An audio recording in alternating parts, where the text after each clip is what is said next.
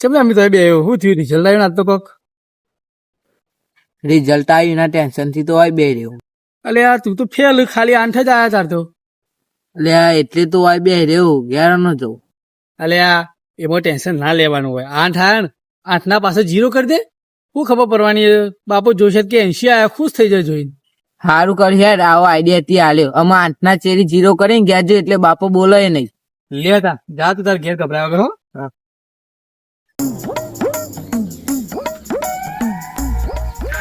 બાપા જો રિઝલ્ટ આવી ગયું. આવી ગયું ને લાલજી ભાઈ મને જોવા દે.